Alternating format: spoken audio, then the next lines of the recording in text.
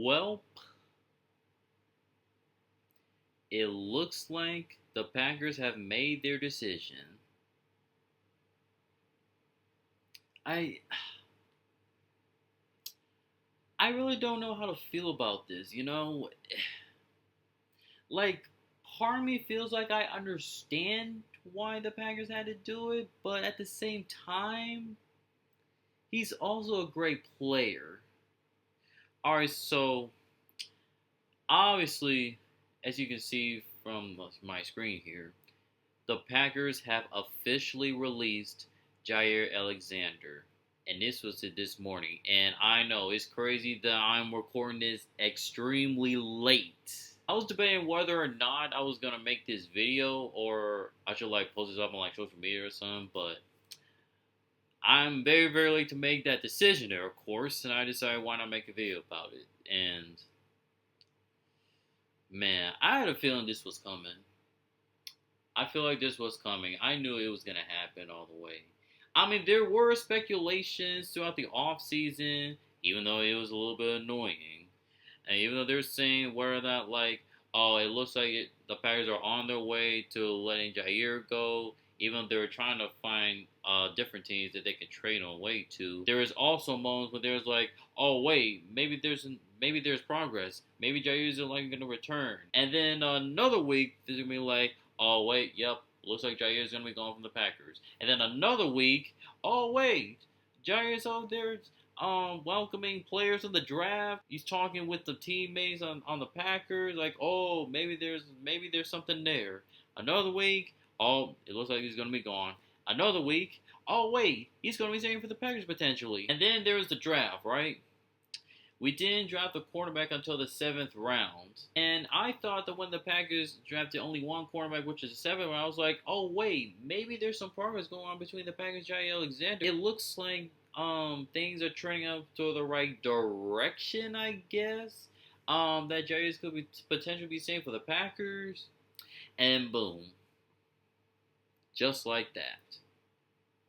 Now, earlier, I think last week or 2 weeks ago, the Packers did offer Jaire a restructured deal, a restructured contract that they were hoping that Jaire would accept, but it turns out Jaire did not want that.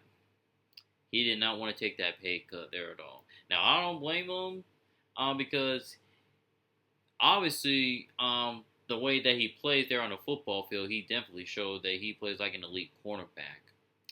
But the problem is, as you guys probably already know, he can't stay healthy. Not just last year, but other seasons as well. Like the year prior, the 2023 season, he missed a number of games. 2022, I think he stayed healthy for the most part, but in 2021, he played very, very few games that season. So this guy has not been able to stay healthy ever since he signed that deal. Now, I don't remember the date it was. I think I remember the year. I think it was after the 2020 season, right? So after that 2020 season when he made the Pro Bowl, his first Pro Bowl, this guy has not been out there in the football field because of injuries. That is the huge problem. And even the comment right here, too, says it. Now it says, now his name here is Grok. I don't know what that is, at all. But it says here, Jaire Alexander was released by the Packers due to financial and performance issues. His $24.6 million cap hit and failure to agree on a restructured contract strained the team's budget. Injuries limited him to 34 games over 4 seasons. Jesus, 34 games. Raising concerns about reliability. So that is the reason why the Packers decided to release him. And even though he's a great player out there on the football field, and obviously our best cornerback, I completely understand. Now I'm going to show you guys something. This is what I found right here. So this was the contract that Jaire was in before he was released. And look at the cap numbers right here. So obviously we're in 2025 right now, but over $23 million was the cap number. So that was last year. And 2025, assuming if the Packers were to keep Jaire, this is the amount that they have to pay Jaire. That's the amount. Over $24 million for an injury-prone player. Even though he's great, but injury-prone. So, there is no way that the Packers would be willing to pay him that money, even when he wasn't available. So, I completely understand. But check this out. Now, right here, it says cut pre-June 1st. So, before June 1st. But now, this is after June 1st. So, I'm going to click that right there. Post June 1st. Now it says cut. So obviously, the Packers did cut Jaire. This is the amount of dead money that we would lose. Only $7 million. Now, I'm going to go back here. Pre-June 1st. This is the amount that the Packers would lose if they were to cut Jaire before June 1st. Now, that's $10 million more that they would lose. $17 million. But that's a good thing that they didn't cut him before that date. So instead, they would lose $7 million. Now, I did read a report. I was doing a little bit of research. They were able to save like $17 million in cap space, and now they're like the third highest cap space there out of the whole league, which is pretty crazy to see. But now, since that Jaire Alexander is no longer on the Packers team, I think it's safe to say that our cornerback room is a little bit thin.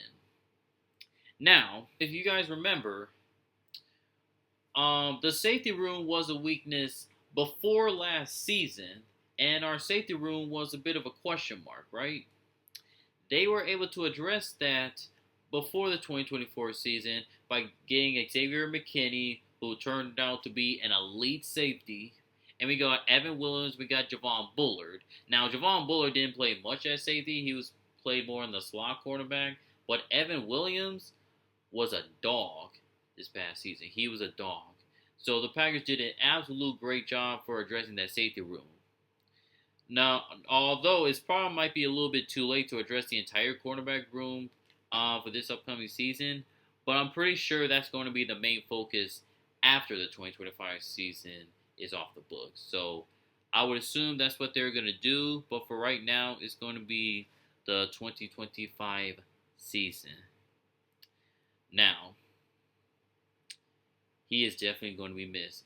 I'm going to miss Jaire Alexander because he's like my favorite player on the Packers team. He's my favorite player. I mean, this guy is a character. He's extremely funny. Like, I remember a couple of years ago, he did that interview. It was a game against the Miami Dolphins. I mean, he was doing that waddle after that interview, and there were things that he said on the interview, talking about how easy it was to cover Tyreek Hill, those guys. I never forgotten that. And it's also that one game, too, where he completely shut down Justin Jefferson that one game. I mean, he shut that boy down like Jaire is his daddy or something. But those are the things I will never forget about. I mean, this guy is just a character. I mean, this guy has brought in a lot of energy for not just for the whole defense, but for the entire team and for the community as well. So I will definitely miss Jaire Alexander. I'm wishing all of the best for Jaire Alexander.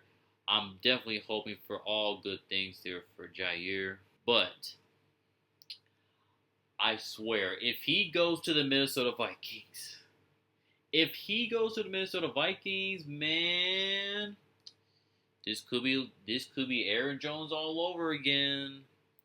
I really hope it doesn't come down to that, but I also hope he doesn't go to any team in our own division. I really hope it doesn't come down to that. But any other team besides the team in the NFC North, I wish him the best. And I mean that. Packers for life. Thank you for everything that you have done for the Green Bay Packers, Jaire. Okay, I will never forget that seatbelt that you be doing every time that you make that play. Okay, I will never forget that. Thank you, Jaire Alexander, for everything for the Green Bay Packers. And I mean that. I mean that from my heart. Packer for life. So whoever's going to get Jaire Alexander, just so you know, you got a great one. But you also have to cross your fingers and hope you have your prayers that he will stay healthy for you. That's what I will say. Now, since that Jaire is going to be gone, if you look at our cornerback group right now, now I don't have a list right here, but I do remember what we have. Safe to say that our cornerback room is pretty thin. Okay, it really, really is.